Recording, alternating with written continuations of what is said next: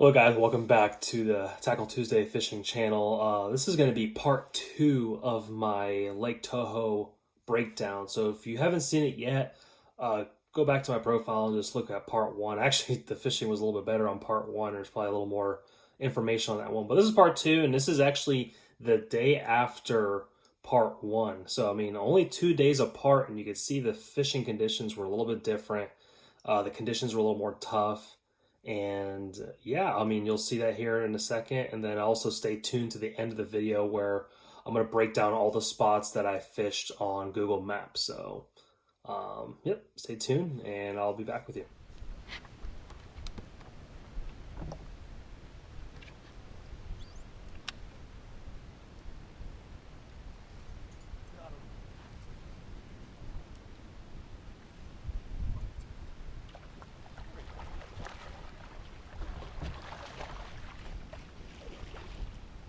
Nice.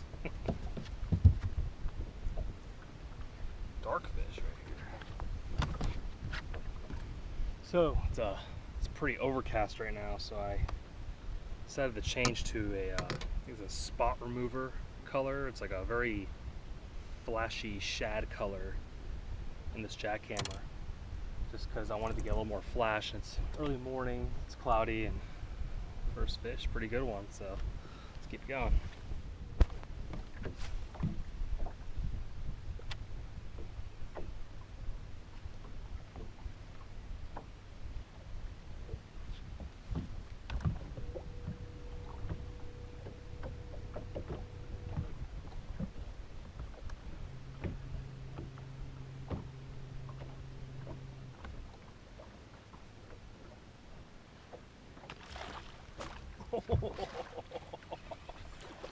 Oh, he hit it on top. Oh, that was crazy. Hey. Relax, buddy. Man, I was actually about to change baits. I was swimming this in really quickly and he smoked it on top. Oh, super cool. Good fish.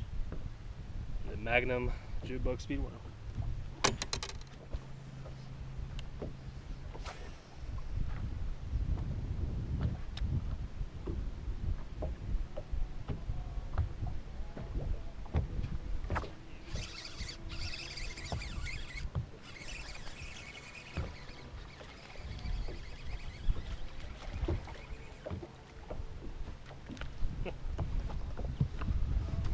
Little speedworm guy.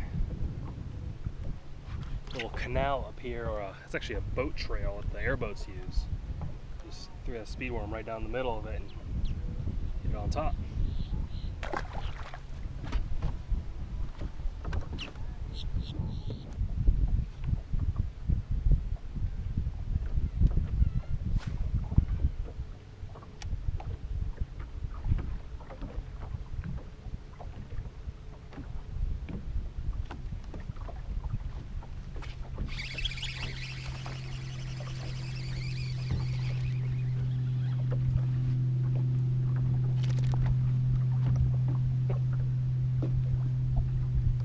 Little guy.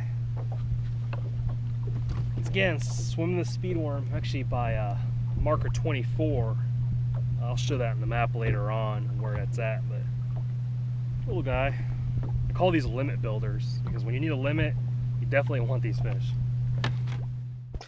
Okay guys, welcome back to this portion of the video where I actually kind of talk about the areas I was fishing. So all these fish, or excuse me, actually the first fish I caught was once again, you saw in the last video, there's this grass point I like that's right here, south of Makinson Island. So I just started right there again. There was a good breeze coming straight through here, so I figured there'd be some fish set up. And I caught that first fish like right around here on that shad colored jackhammer.